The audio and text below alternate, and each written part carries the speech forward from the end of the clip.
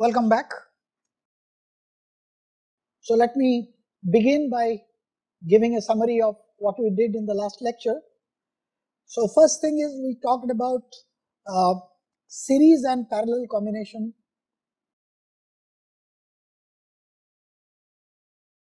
of resistances.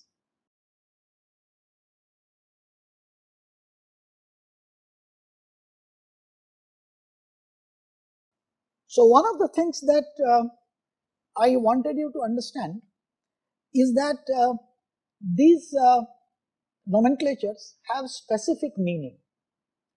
In fact, I gave you an example of a situation where a resistance combination looks arranged parallelly, but they are actually a series combination. So the way it works is this, that we defined parallel combination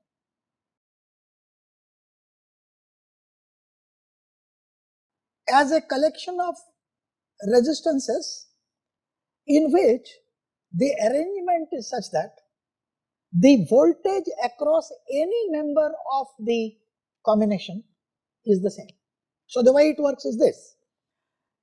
Supposing this is a point A, so I have one resistance here, another resistance here. I could have any number of them actually. Third resistance here. So let's just call them R1, R2, R3. So what we are saying is this, that the drop in the potential, if you go through the resistances, whether you go through this or that, is the same, delta V. So this would mean that since the values of resistances are different, the current in the branches would be different. So we will say that voltage across each member is the same.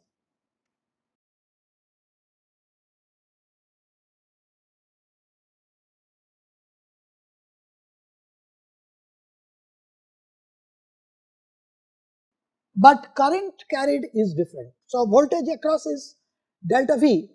Supposing here I have I1, this is I2, this is I3.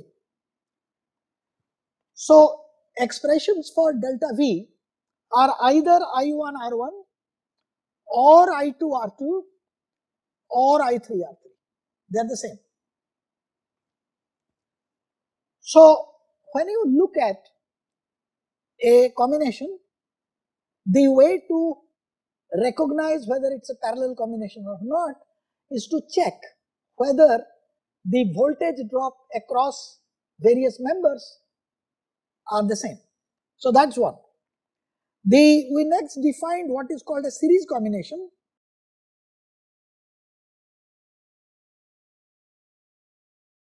So that's of course a much simpler one. So there what happens is this, that there are various resistances in that combination. Let's again call them R1, R2, R3, and this is the point A to B. Now this is defined as a combination in which the same current passes through. Same current passes through.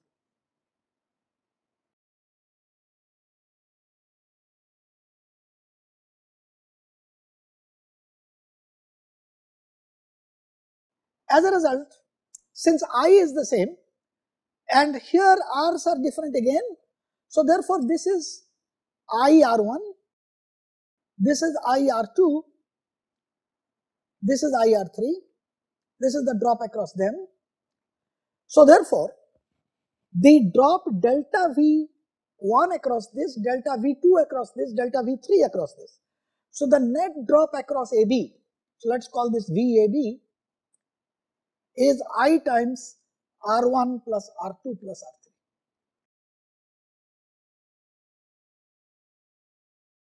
So let us return to the example that we had started working out towards the end of our last lecture, but couldn't complete it. So supposing I have a combination of resistances like this.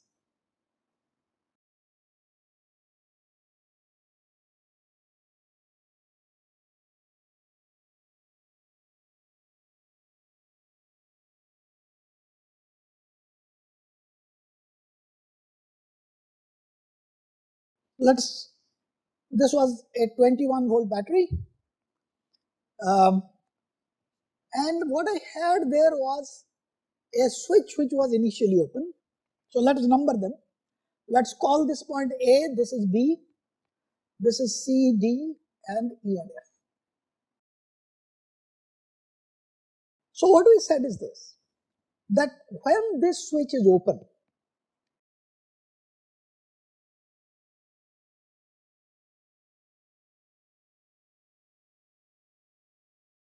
so this section doesn't actually do anything to the circuit. But look at this pair of points. The voltage drop across CE, because C is connected to this side, E is connected to this side of the battery, is 21 volts. Voltage drop across DF is also 21 volts. We had given some numbers to represent so this was 4 ohms, this was 12 ohms. So I called this R1, called this R2, and this is R3, and this is R4. So R4 was 8 ohms, and R2 was also 8 ohms. Let's look at what happened there.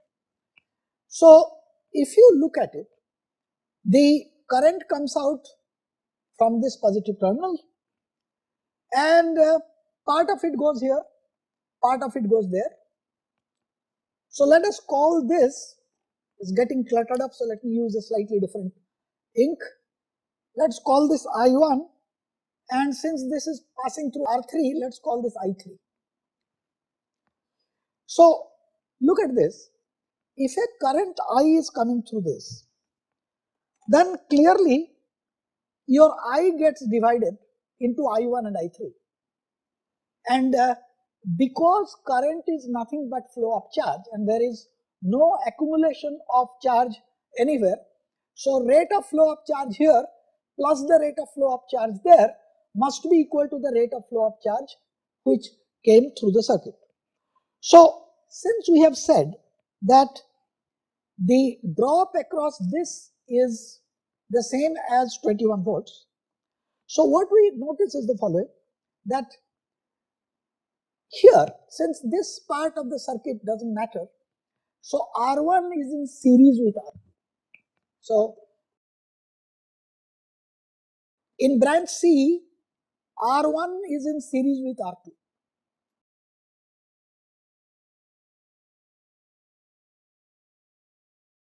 So therefore, this circuit has a net resistance of 4 plus 8 equal to 12.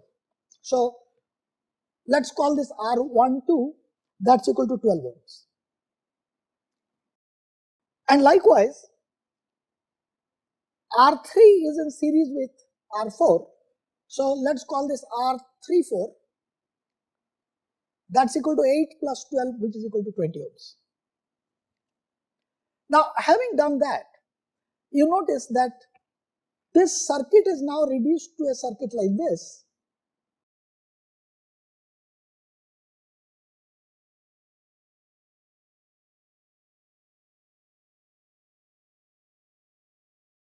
So this is 21 volts, this is 12 ohms, and this is 20 ohms. But this 20 and 12 are now parallel. So we call this R12 and we call this R34. So we say R12 and R34 are parallel.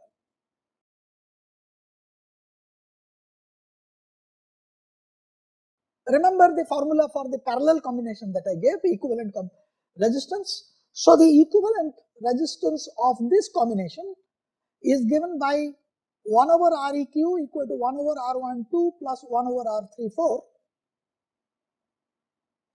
and that's equal to 1 over 12 plus 1 over 20. And if you invert this, Req will turn out to be equal to 15 by 2, that is 7.5 ohms. So what I now do is this, I draw a further equivalent circuit which is at 21 volts here, and a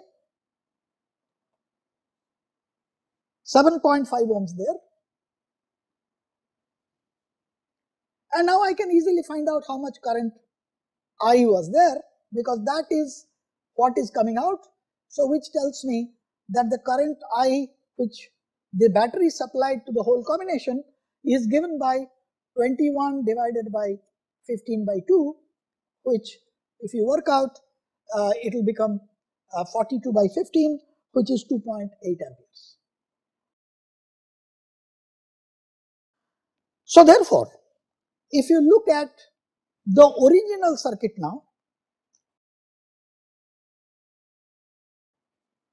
so what we said is just go one step back. Now if you go one step back, what you realize this, that this I which came in, which was 2.8 amperes, got divided into this part and got divided into that part. So therefore, the current in this section, so this was 21 volts, and we showed that this is 2.8 amperes.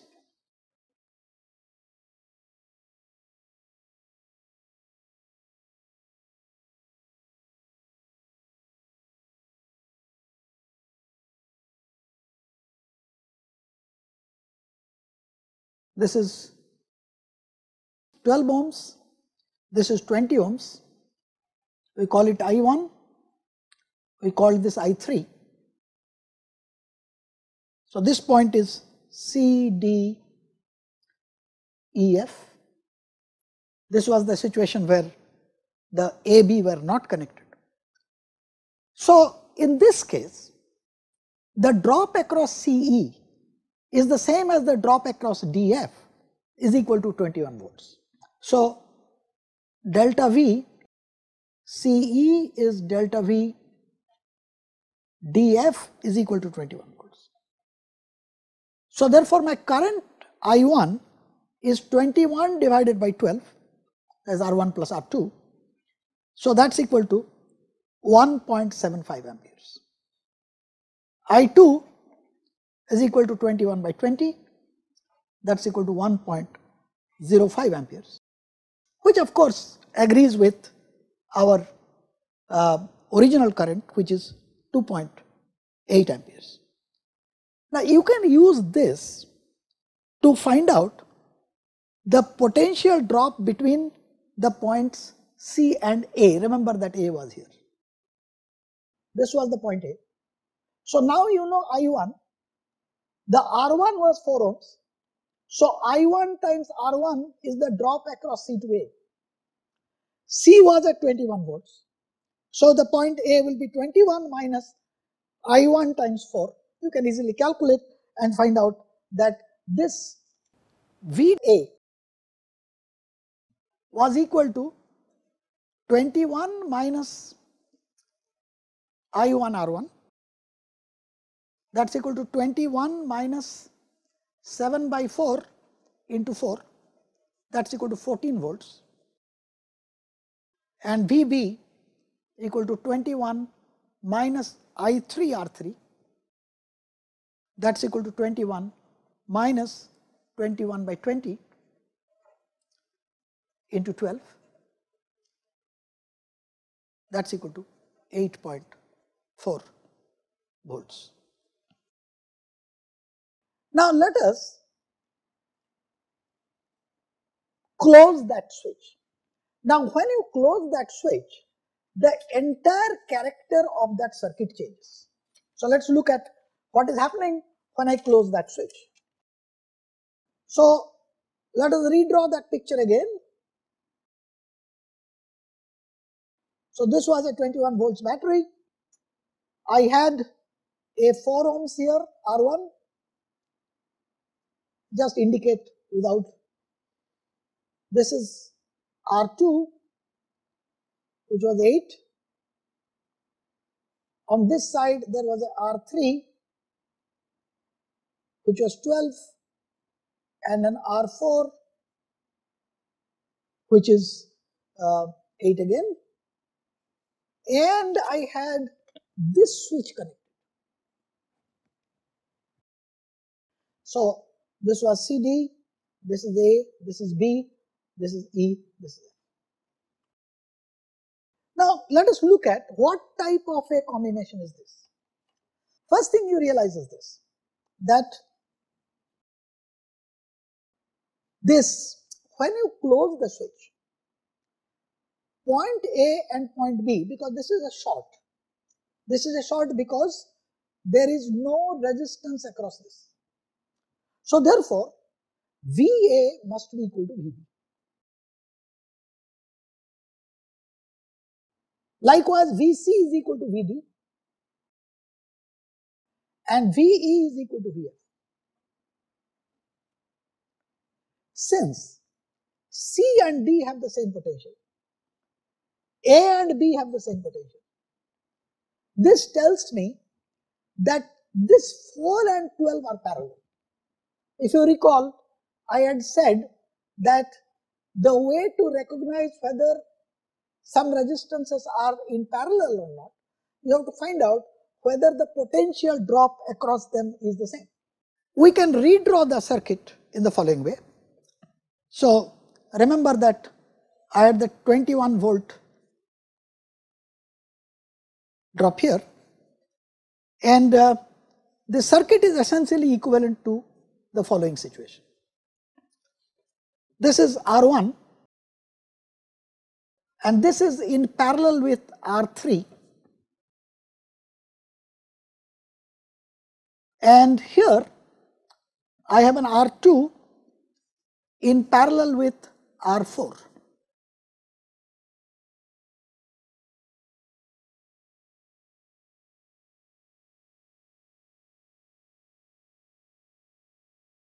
The points with reference to original labeling is this is a point C or D as the case may be. This the point is A, this point is B. This is A prime, this is B prime. They are the same points really, A or A prime. So let's say A equivalent to A prime, B equivalent to B prime. And the last point is E or F as you desire. So since R1 is parallel to R3, my resultant is R13 equal to R1 R3 divided by R1 plus R3, and that's equal to 48 divided by 16, that's equal to 3 ohms. Likewise, R2 is parallel to R4, and that leads to R24 equal to R2 R4 divided by R2 plus R4. They were all the same resistance. So this is 8 into 8 by 8 plus 8, which is equal to 4 ohms.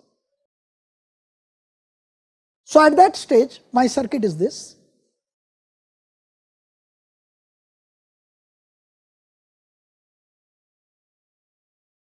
I have a 3 ohms here, which we called as R13, and I have a 4 ohms there, which we called as R24. And this was 21 volts. Since R13 and R24 are in series, my net resistance here is 7 ohms. So therefore my current is 3 amps. Now notice this thing. This point, this was my point C, this is my common point A or A prime, and this was my common point E or F. So since 3 ampere current is reaching C, then my drop across CA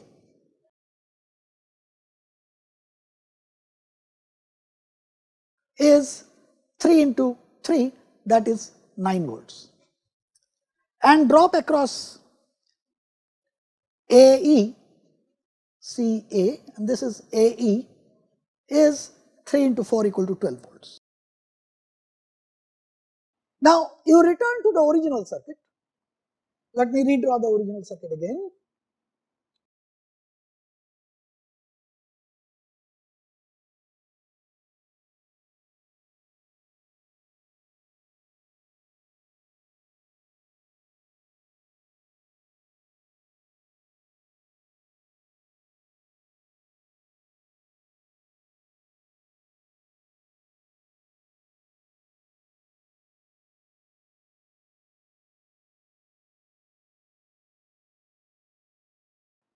So my current in this section CA is not equal to the current in this section CB. In fact, if we remember, we called this one I1, this one I3, and this was I. So my I1 plus I3, that must be equal to the current supplied, which is 3 amperes. And we have seen that the drop across CA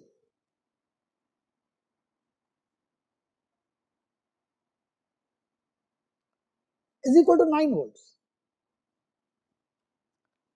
So I can easily calculate how much is the current I1. So current I1 is obviously 9 divided by 4, this was 4 ohms, which is equal to 2.25 amperes.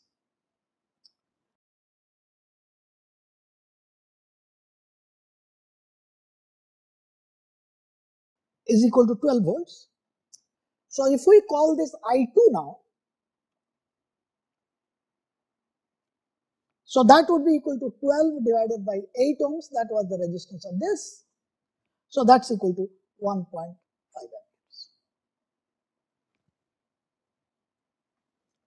So you notice that 2.25 ampere is coming in at C, but 1.5 ampere is going out through this section. So therefore, there must have been a current in this section.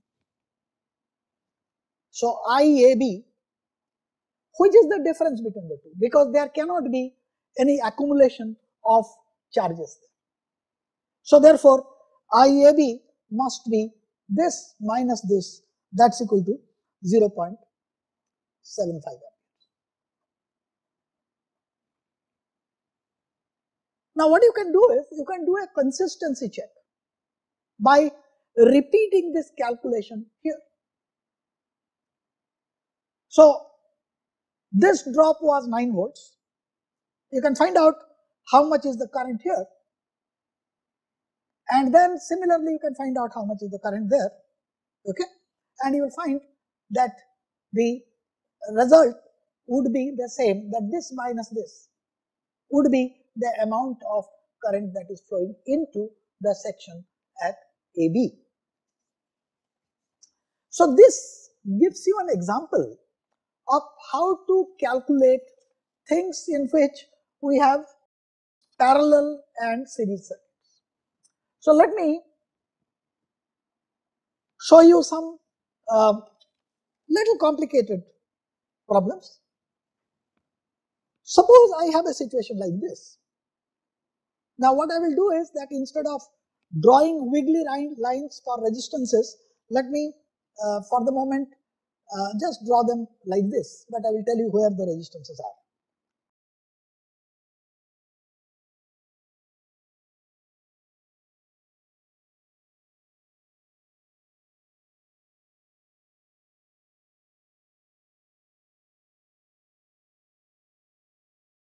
So this is A, this is B, and what I am saying is these are all resistances, and the upper part each is 1 ohm and the lower part of it each is 2 ohms. The connecting wires are of course not are resistances. So let us look at what can I say about this circuit.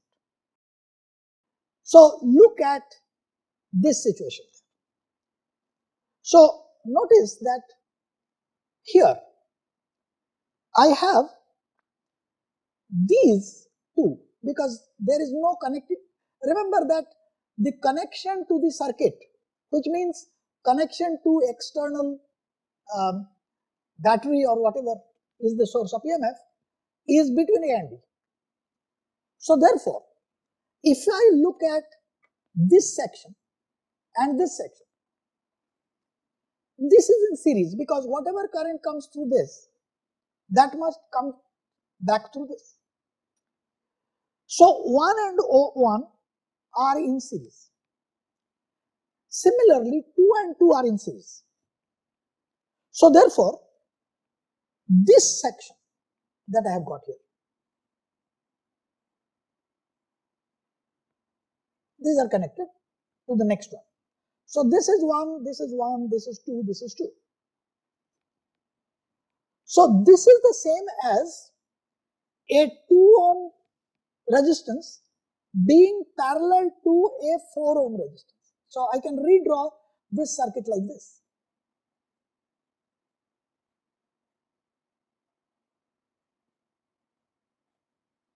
And then of course each of these sections will be connected to the next section and 4 of them will be there. So this is 2 ohms and this is 4 ohms. Since 2 ohms is in parallel with 4 ohms, I get the equivalent resistance to be equal to 2 into 4 divided by 2 plus 4.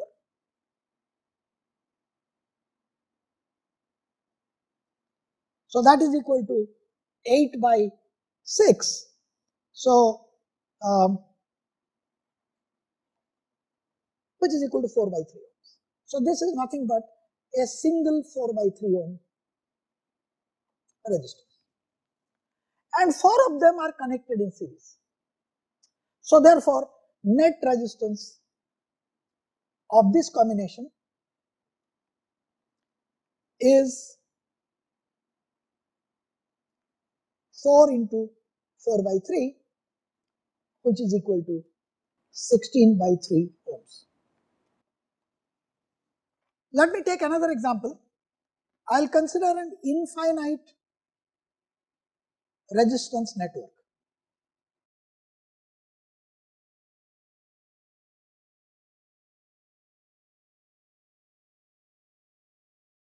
So the network is like this. You have resistances, all of them have the value R.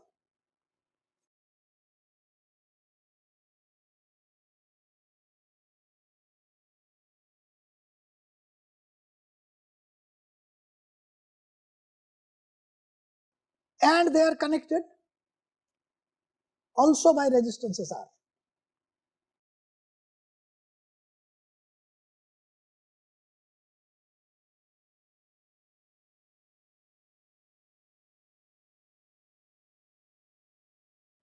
What is the effective resistance of such a circuit? Now, in order to do that, you have to make an observation. Remember, I have said it's an infinite sector. So, supposing there were an end to it. Now, what do you mean by end of an infinite resistance section? Imagine the number to be n, which is very large. So, look at the last section. So, this is, let us suppose, the last section.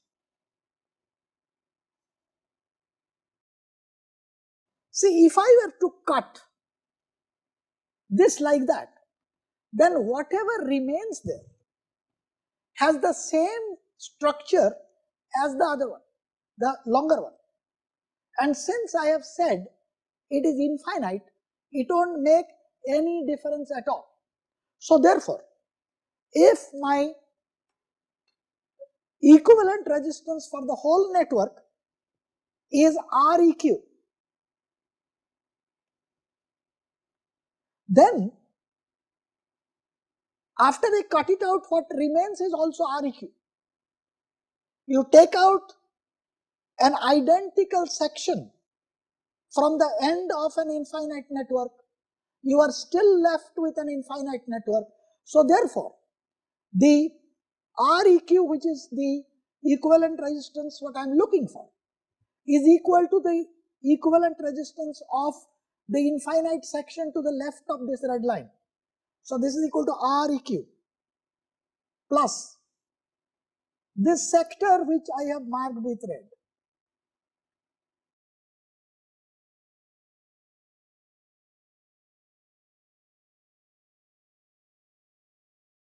Now let us look at what this actually means.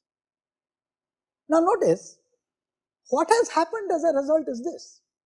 This Req section has become parallel with this R. So Req is parallel to R.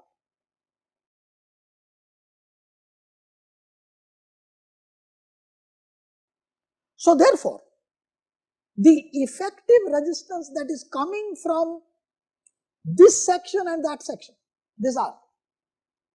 So that is simply equal to, let's call this Req, the effective resistance Req into R divided by Req plus R.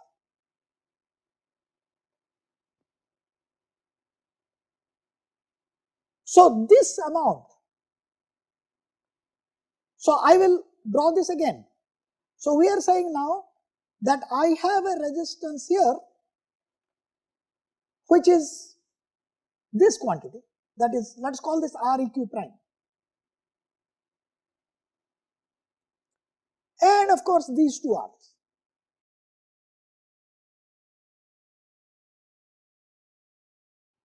But this circuit is a simple circuit, which is R and Req prime are in series. So therefore, this is equal to Req prime plus 2R. And Req prime I have already obtained a relationship which is Req R divided by Req plus R plus 2R. Now if you solve this, this leads to a quadratic equation. So let me write down Req prime, Req R divided by Req plus R in the denominator. I have to add this to 2R and that's equal to Req. Let's simplify them, which is Req R and 2R are equal. So it is 2R square plus 3 Req in the numerator, and denominator I cross multiply. So I get Req square plus R into Req. So therefore, Req square minus 2R Req minus 2R square is equal to 0. So the solution for Req is 2R plus or minus square root of 2R whole square, that is 4R square, plus 4 into 2, 8R square divided by 2, and that's equal to 2R plus or minus, take away a 4, so I get 2 times square root of 3 times R divided by 2, which is equal to 1 plus or minus root 3 R. Obviously, I pick up the positive sign, so equivalent resistance of this infinite network is 1 plus root 3 times R. Once you know the value of R, you can calculate. Now, this idea that series resistances and parallel resistances, I can find effective formula, can be used to solve problems which do not look like the standard resistance network problem. So let me give you another example. Let us look at a resistor which has this shape. There is a conical shaped resistor.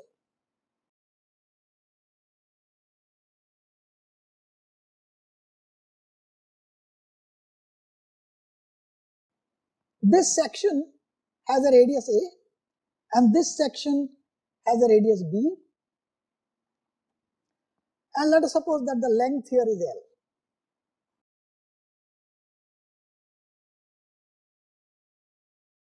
Now, how do I find out supposing the material has a resistivity rho?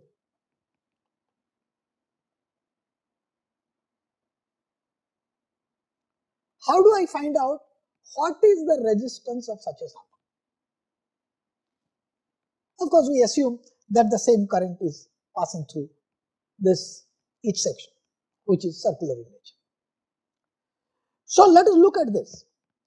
Now I can first assume or looking at what is the radius of the circle at a distance x from one of the ends. So this is what I am looking for.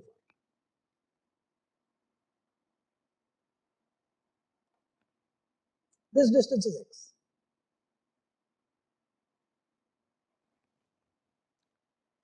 Now this is linear, so we write down the radius of that section at a distance x is given by a plus b minus a over L multiplied by x. So supposing at that distance I consider a small cylinder of with dx. So my resistance of that section dr at x will be given by rho times the length, which is of course dx, divided by cross sectional area, which is pi into this radius square, which is a plus b minus a by L x whole square. So what I do is this, to find out how much is the r,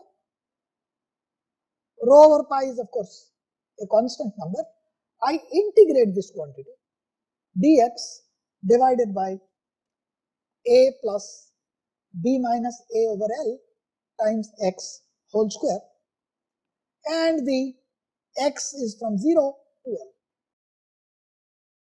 This is a straightforward integration. I don't go through every step of that integration, and you can find out immediately that this quantity is given by rho by pi into b minus a over ab, and that's equal to rho by pi L times or L over ab. L is the length. You notice that supposing a were equal to b, then I will get the resistance to be given by rho L by pi a square, which is what I expected for a normal cylindrical conductor.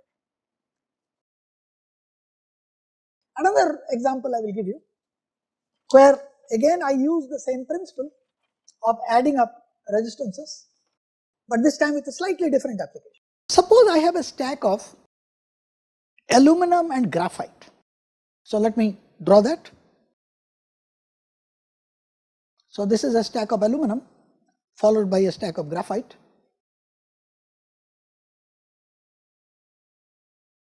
Having the same cross section. So let's say this is the length of aluminum section. This is the length of carbon or the graphite section.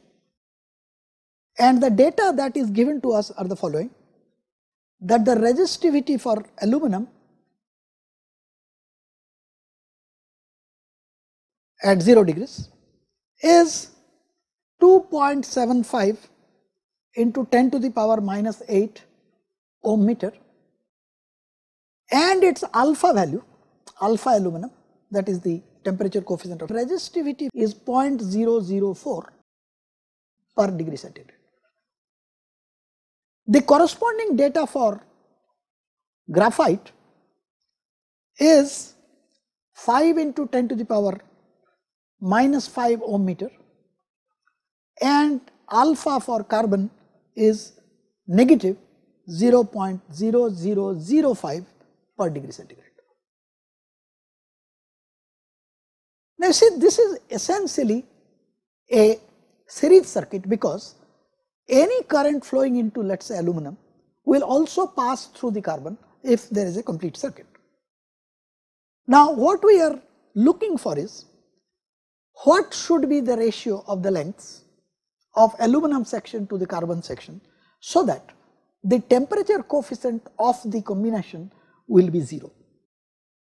Now what it means is this, that supposing I am looking at the resistance of the aluminum section at a temperature T plus the resistance of the carbon section at a temperature T.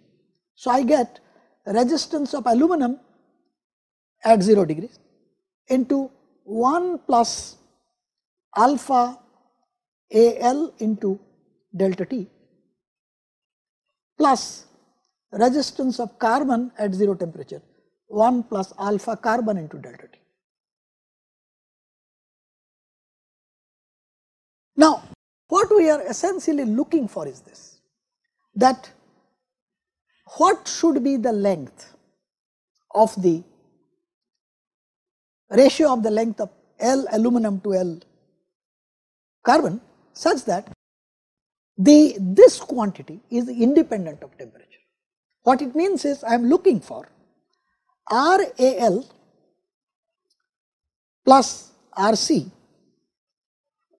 that should be identical to RAL0 plus RC0.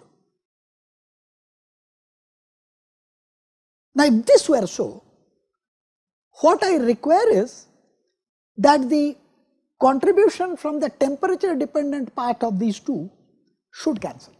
So, what it means is R aluminum 0 alpha aluminum times delta T, I should have written as delta capital T, equal to minus R carbon alpha carbon into delta T. Now, remember, my resistance is proportional to the length and inversely proportional to the cross section, but in this case my cross section is the same. So, what I require is that alpha aluminum times, well, I can put a rho, R aluminum 0 is rho aluminum 0 times length of aluminum, delta T would be cancelling out from both sides, equal to minus alpha C rho C0 times LC. The corresponding data are given that enables you to find out what is the ratio of L aluminum to L carbon, and that works out to L aluminum divided by L carbon is approximately 227. So, these were examples where the series and parallel resistances were used. Let me give you a final example in series and parallel combinations. Let us look at a circuit like this.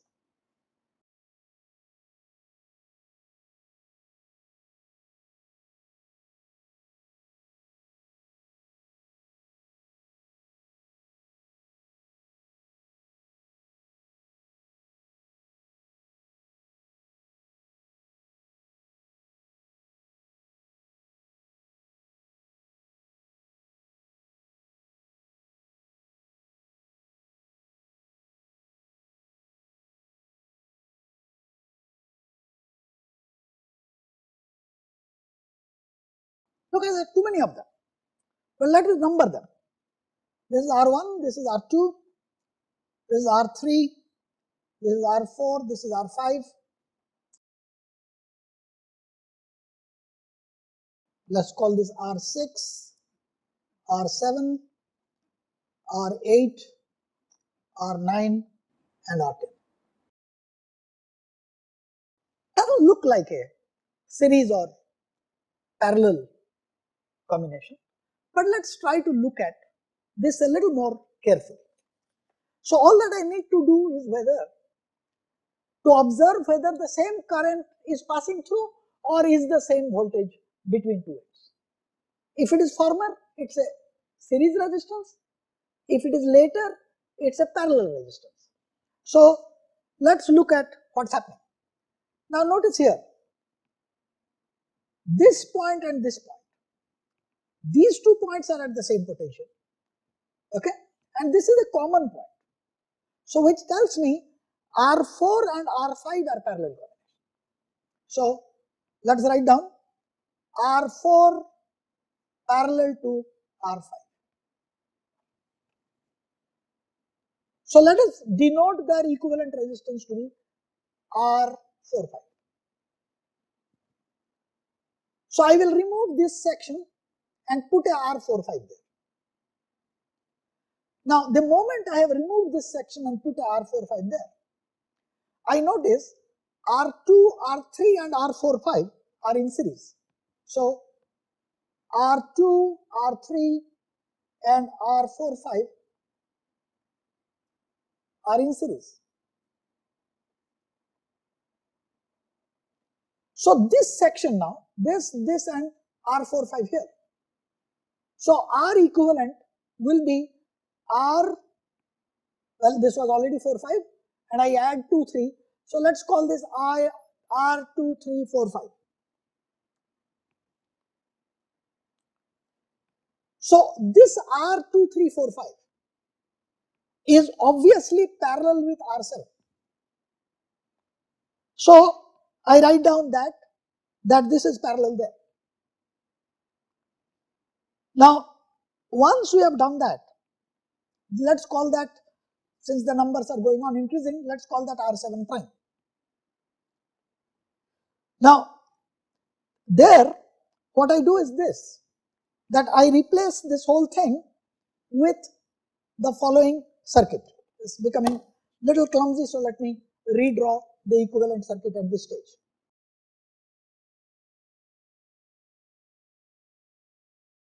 This is V. I had a R1 there. This we called it R10. This was a R8 and an R6. So this is R10, R8, this is R6, and this we had called it as R7 prime. And there was a R9 hanging in here. So what do we have here? Clearly R8 and R6 are in series. R6 and R8 in series. Let's call it a single resistance R68.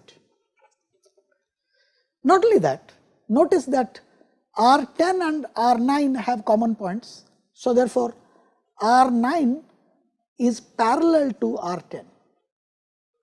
This we'll call it as R9 prime. So my circuit at this stage looks like this. This was R7 prime, this was R1,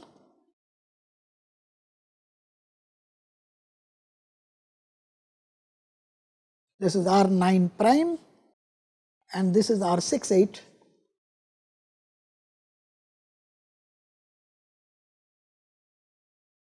Now look at this circuit now.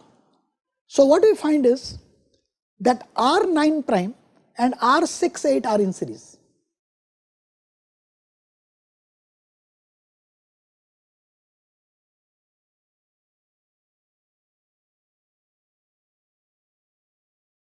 And this combination, whatever you want to call it, let's call it R689. This is parallel to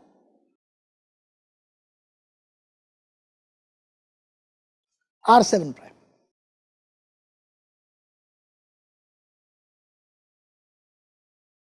So therefore I can replace this with this resistance, an equivalent resistance, whatever you want to call it. So let's say it leads to some R prime, and then my R prime and R1 are in series. So therefore you notice a very complicated looking circuit has been reduced to series and parallel combinations. It is not true that always we can reduce any circuit to series and parallel combination. There are more complicated circuits for which we will find out the rules of how to do it in the next lecture. But let us proceed with whatever we have been doing. Now, so far I have talked about resistances in series and parallel. The only other element of the combination circuits that we have been using are batteries. So batteries or cells as they are called. So the question is this, that can we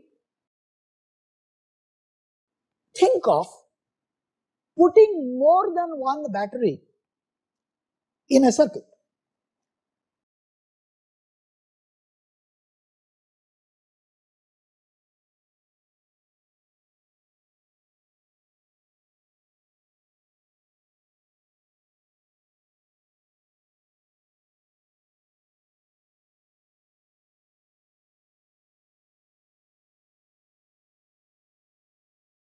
So in other words, are the combinations like cells in series and parallel possible?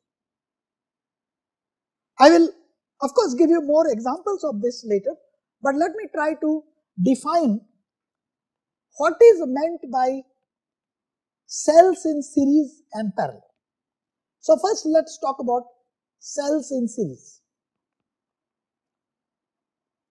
Now this has great practical applications. If you look up, for example, a laptop, now you will find that the laptop batteries are not single batteries. In fact, what you have in the laptop is a collection of cells, some in series combination and some in parallel combination. In fact, in many household applications, you use more than, for example, a normal torchlight cell. You don't use one battery. You put 2 or 3 cells end to end, with the positive of one being connected to the negative of the next one. So that is an example of something being in series. This is routinely done in all appliances at home, in your remote, for example. In your remote, you will find there will be 2 AAA batteries which are put in parallel. So let me first talk about cells in series. Now the cells in series are like this. Supposing I have an EMF E1 with an internal resistance R1. So this is your first battery. I will give you the way the combinations are used normally, that is positive end of one being attached to the negative end of the next one. So therefore, this is the way we would have it. So let's call this one E2 and internal resistance R2.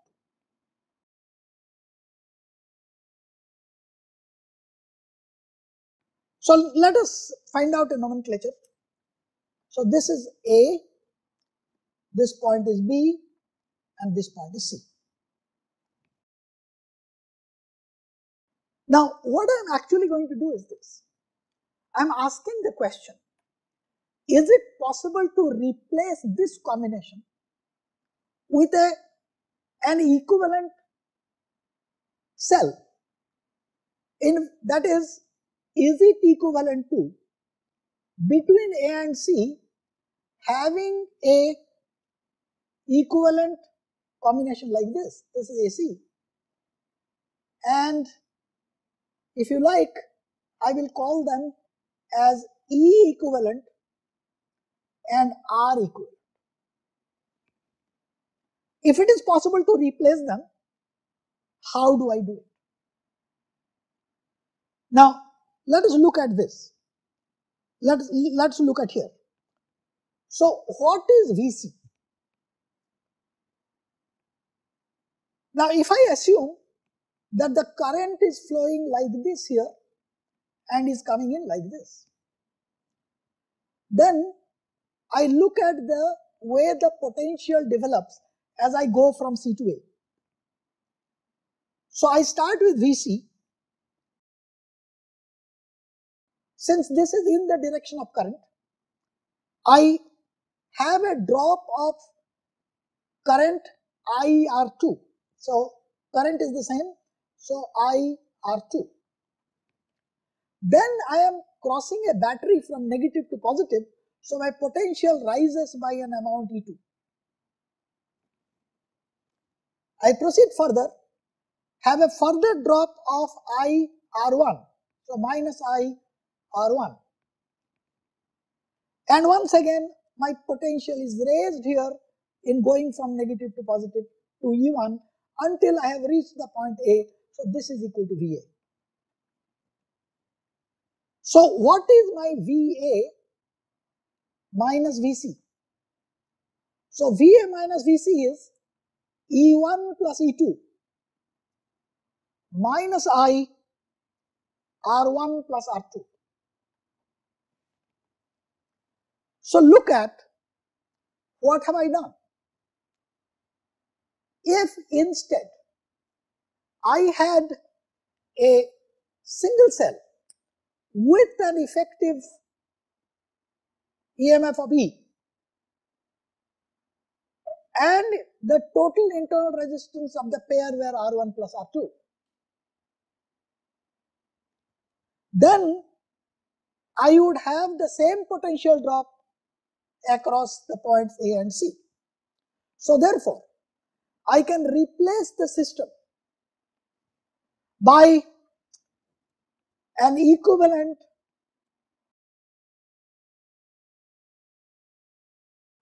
EMF, which is E1 plus E2 and effective internal resistance.